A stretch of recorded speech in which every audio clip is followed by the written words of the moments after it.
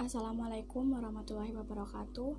Perkenalkan, nama saya Yulianda, NPM 220010830030 dari kelas Perbankan Syariah 2. Di sini saya akan menyampaikan kesimpulan tentang materi ketiga yang akan membahas tentang akad mu'alaq.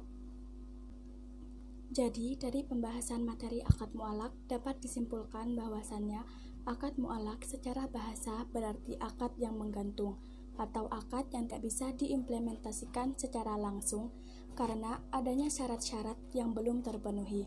Syarat di sini bisa karena syarat waktu atau karena syarat tertentu yang telah ditetapkan oleh satu pelaku. Pembagian akad berdasarkan dampak dari akad tersebut terrealisasikan langsung atau tidak langsung dibagi menjadi 3 bagian, yaitu yang pertama akad munajas, kedua akad mu'allaq, dan yang ketiga akad mudhof. Akad munajas sendiri merupakan akad yang diselesaikan langsung pada waktu selesainya akad, atau akad yang diucapkan tanpa menggunakan syarat, sehingga akibat hukumnya bisa langsung terjadi selama memenuhi rukun dan syaratnya. Sedangkan akad mu'allaq merupakan akad yang dalam pelaksanaannya terdapat syarat-syarat yang telah ditentukan dalam akad. Misalnya, penentuan penyerahan barang yang diakadkan setelah adanya pembayaran, atau juga disebut dengan akad-akad yang diucapkan dengan menggunakan kata-kata yang mengandung makna syarat. Dan yang terakhir yaitu akad mudhof. Akad mudhof sendiri merupakan akad yang dalam pelaksanaannya terdapat syarat-syarat mengenai penangguhan pelaksanaan akad hingga waktu yang ditentukan. Sehingga dapat disimpulkan bahwasannya mu'allaq berasal dari kata ta'liq yang bermakna menggantungkan sesuatu dengan atau terhadap yang lain.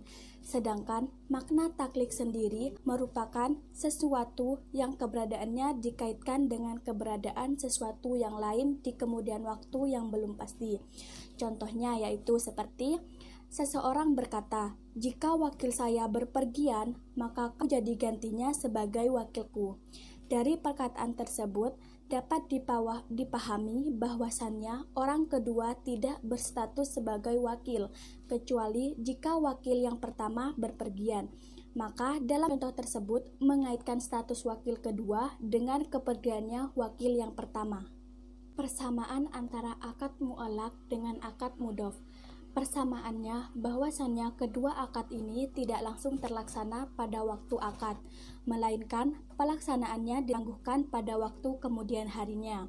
Sedangkan perbedaannya dalam akad mu'allaq ini tidak memiliki sebab hukum pada waktu yang ditentukan hingga syarat akad mu'allaq terpenuhi, yang berarti tidak ada batasan waktu yang dibatasi di sini syaratnya. Sedangkan pada akad mudhof memiliki sebab waktu sehingga pada waktu yang telah ditentukan secara otomatis akad bisa terlaksana, yang berarti kalau akad mudhof secara otomatis akan masuk ke dalam waktu yang disepakati. Otomatis transaksi ini bisa dilakukan atau terlaksana. Hukum akad mu'allaq dalam 4 mazhab itu terbagi menjadi 2. Yang pertama yaitu akad tamlikat atau disebut juga dengan perpindahan kepemilikan seperti jual beli, ijarah, musaqah, hibah, dan lain sebagainya. Sedangkan yang kedua yaitu adalah akad komitmen dan pembebasan seperti kafalah, hiwalah, pembebasan hutang atau budak. Dalam akad komitmen dan pembebasan menurut 4 mazhab boleh ditaklik, sedangkan akad tamlikat atau perpindahan kepemilikan menurut 4 mazhab tidak bisa ditaklik. Namun menurut Ibnu Taimiyah dan Ibnu Al-Qayyim boleh hukumnya mentaklik semua akad. Dalil yang melarang mentaklik dalam akad muawadah. Yang pertama yaitu adalah gharar atau ketidakpastian. Bahwasannya gharar dalam mu'allaq itu lebih besar karena bergantung pada pencapaian suatu syarat. Dalam syarat ini bisa terjadi, bisa tidak. Kalaupun terjadi, tidak tahu kapan terjadinya. Sehingga gharar ada ketidakkepastian atau ketidakkejelasan sehingga taklik atau mu'allaq tidak diperbolehkan. Yang kedua, akad mu'allaq termasuk dalam 2 akad dalam 1 transaksi. Yang ketiga yaitu berseberangan dengan tujuan akad. Dan yang keempat yaitu mengusik kerelaan pihak-pihak akad. Pendapat yang membolehkan mentaklik dalam akad muawadah. Yang pertama yaitu kembali pada hukum muamalah. Hukum asal syarat adalah boleh. Yang kedua, kebutuhan dan kemaslahatan. Yang ketiga, pernyataan Imam Ahmad yang membolehkan mentaklik dalam jual beli. Yang keempat, menurut riwayat dari Umar bin Khattab diriwayatkan bahwa Umar bin Khattab pernah melakukan taklik dalam akad mujaro'ah.